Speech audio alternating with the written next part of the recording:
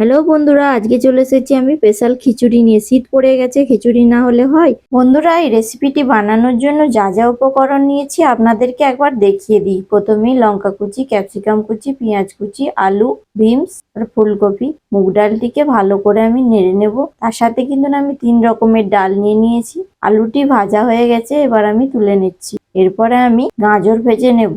মুগ ডালের সাথে যে আমি 3 রকমের ডাল অ্যাড করেছি, খেসারির ডাল, মুগ ডাল, তার সাথে অরল ডাল অ্যাড করে নিয়েছি। গাজর ভাজা হয়ে গিয়েছে, আমি তুলে নিচ্ছি। এরপর আমি বিনস ভেজে নেব। ভেজে একই রকম ভাবে নামিয়ে নেব।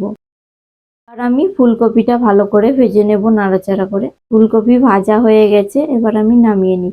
3 রকমের ডালটার সাথে আমি মুগের ডালটাকে মিশিয়ে ভালো করে ধুয়ে নেব এবং গরম জলটাতে ডালটা আগে সেদ্ধ করে নিয়েছি।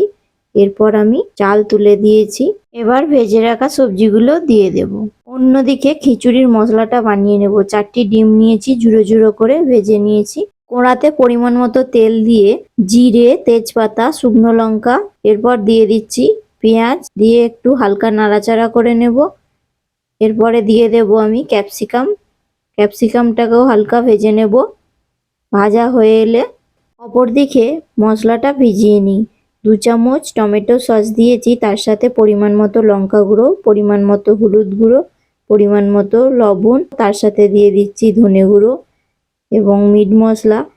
এদিকে আদা রসুনের পেস্ট দিয়ে হালকা নাড়াচাড়া করে ভালো করে ভেজে নিচ্ছি। এরপরে দিয়ে দিচ্ছি টমেটো কুচি, দিয়ে জলে ভেজানো মশলাটিকে ভালো করে মিশিয়ে দিয়ে দেব। দিয়ে মশলাটিকে কষে নেব। এবার দিয়ে দিচ্ছি কাঠ মশলা, জিরে এবং গোলমরিচ, লবঙ্গ হালকা থেতো করে দিয়ে দেব।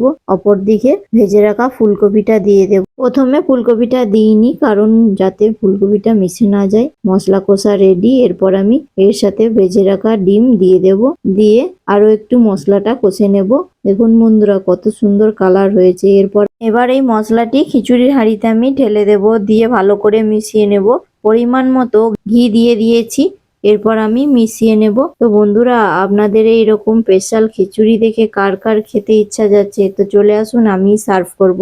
আজকের মতন এই ভিডিওটি এখানেই শেষ করছি। দেখা হবে কোনো নতুন ভিডিওর সাথে।